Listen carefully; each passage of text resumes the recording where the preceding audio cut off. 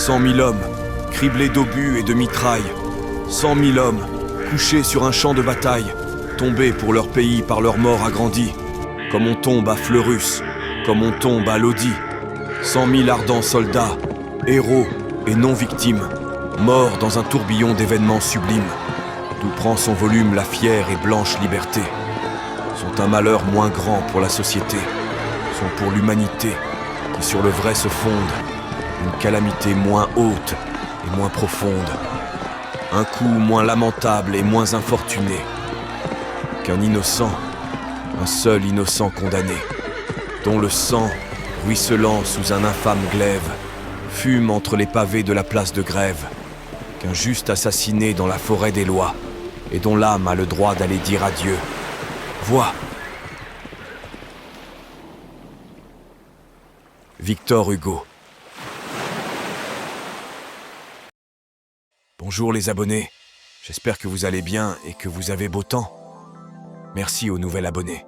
Merci à tous d'être là aujourd'hui pour ce nouveau tirage. Vérifiez bien que vous êtes toujours abonnés et que vous recevez les notifications de la chaîne. N'oubliez pas les pouces pour le référencement de la chaîne et encore un grand merci infini pour votre soutien. Cela me va droit au cœur.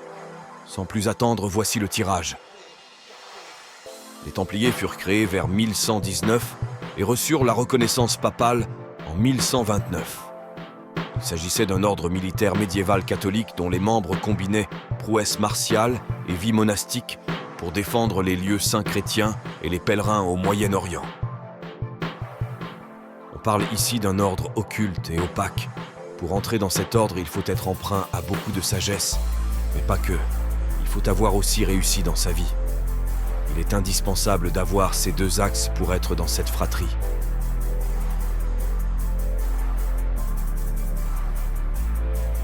Plusieurs écrits sur les Templiers sont complètement erronés.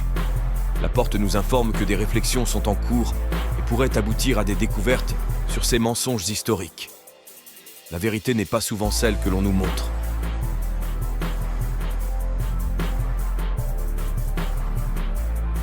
Au sein de cet ordre, il y a eu de nombreuses rivalités et des comportements moralement douteux. Certains de ces chevaliers ont eu un impact négatif sur l'histoire du monde. Certains étaient impénitents. Cet ordre fut indépendant et mystique, avec de nombreux rituels qui se sont déroulés et qui se déroulent encore aujourd'hui.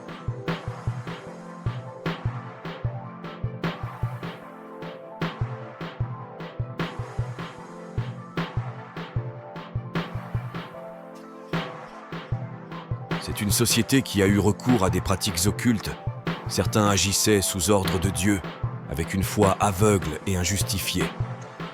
Mais d'autres doutaient du bien fondé de cet ordre, et beaucoup vivaient dans l'attente du pardon divin.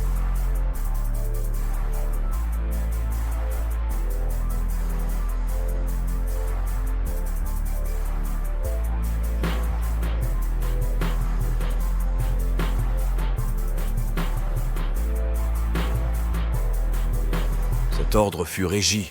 Et encore aujourd'hui, des hommes puissants, et certains de ces hommes ont dans l'optique de remettre en avant cet ordre des Templiers. Mais l'évolution voulue est en quelque sorte bloquée par le Vac, Kitty Khan, qui voit en cet ordre peut-être un danger pour l'Église actuelle.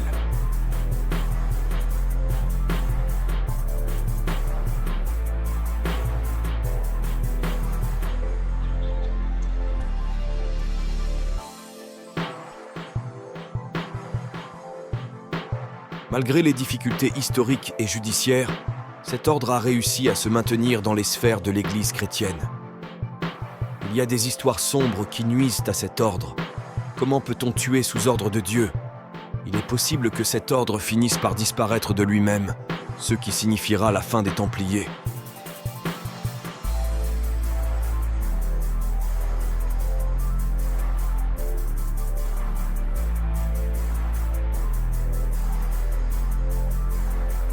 Un endroit isolé et à proximité de l'eau renferme un objet sacré datant de cette période sombre.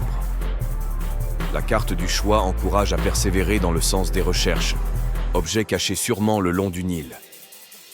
Cet objet fournira d'importantes informations sur l'humanité. Les Templiers demeurent actifs mais restent discrets, agissant dans l'ombre.